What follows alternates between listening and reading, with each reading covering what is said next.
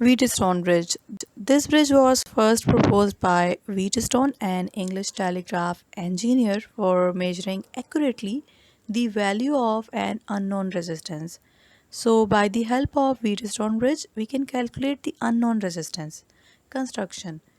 It consists of four resistances P and Q are known, one variable resistance R, which is also known, and one unknown resistance X. In this circuit diagram, you can see four resistances P, Q, R, and X. This P is known resistance, this Q is known resistance, this R is variable resistance. We can change the value of this resistor, but this X is unknown resistance.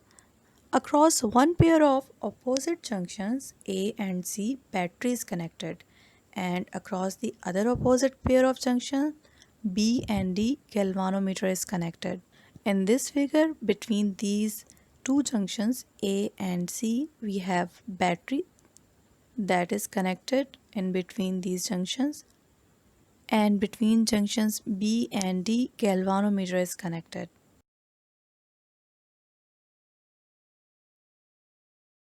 Working. The value of P and Q are properly fixed. When the key is switched on, the current I divide unequally between the two branches and galvanometer shows current. These P and Q are fixed resistances. When we connect key with the battery, current I divides into I1 and I2 unequally between these two branches. Due to this flow of current, galvanometer shows deflection. The value of R is varied until the galvanometer shows zero current. Under such condition, the bridge is said to be balanced.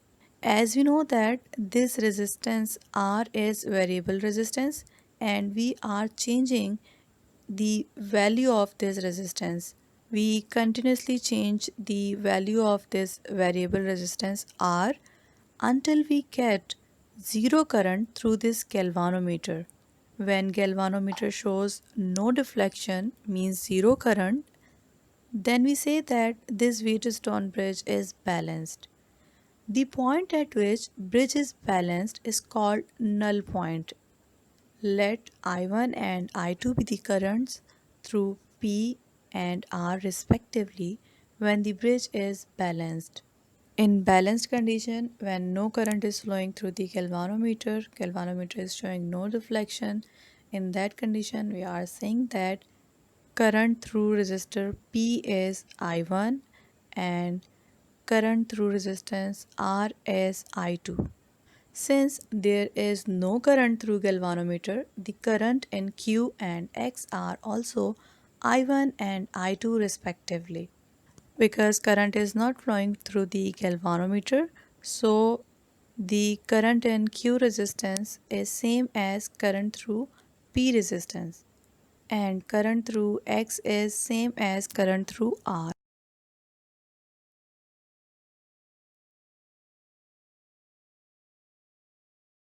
As the galvanometer reads 0, points B and D are at same potential.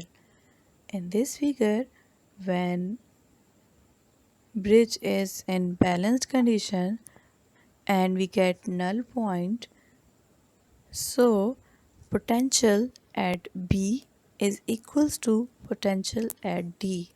This means that the voltage drops from A to B and A to D must be equal. Also, voltage drops from B to C and D to C must be equal. For balanced condition, we can write the equation. The potential drop across A to B is equals to the potential drop across A to D. We know that formula of potential drop is equals to V is equals to I current into resistance R.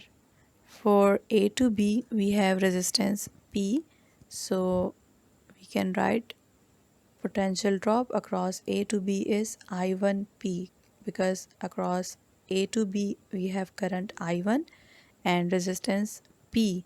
That's why we write potential drop across A to B is equals to I1P, and potential drop across A to D is I2R, because across A to D current flowing is I2 and resistance is variable resistance represented by capital R. Let's say it equation number 1. Similarly, the potential drop across B to C is I1Q, that is equals to the potential drop across D to C, that is I2X. Let's say it equation number 2.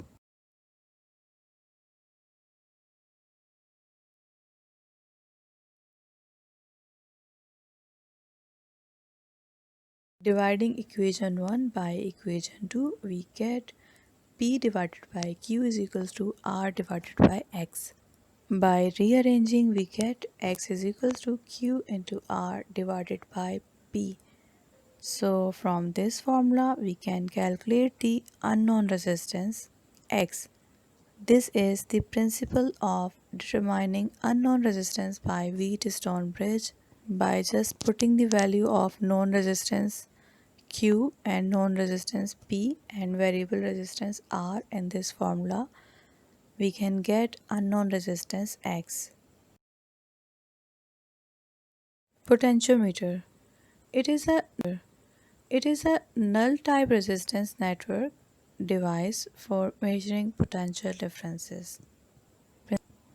Its principle of action is that an unknown EMF or potential difference is measured by balancing it wholly or in part against a known potential difference. By the help of potentiometer, we calculate the unknown potential difference or unknown EMF. We can also compare the EMF of two different cells by the help of potentiometer. Construction. A simplest potentiometer consists of wire LM of uniform cross-section stretched alongside a scale and connected across battery of potential V as shown in the figure. In this figure, you can see that from point L to point M, there is a wire of uniform cross-section. Along with that, a scale is placed, and across L and M points of the wire, a battery is connected having potential V. With point L, you can see that two cells of EMF E1 and E2 respectively are connected. A two-way key is connected with these cells, and that key is connected with galvanometer, and with galvanometer we have a connection of jockey represented by N in this figure. A standard cell of known EMF E1 is connected between L and terminal 1 of a two-way switch S. This figure shows the original apparatus of potentiometer.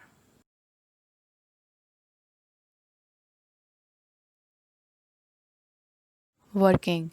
Slider N, that is known as jockey, is pressed momentarily against wire LM and its position is adjusted until the galvanometer deflection is 0 when N is making contact with LM.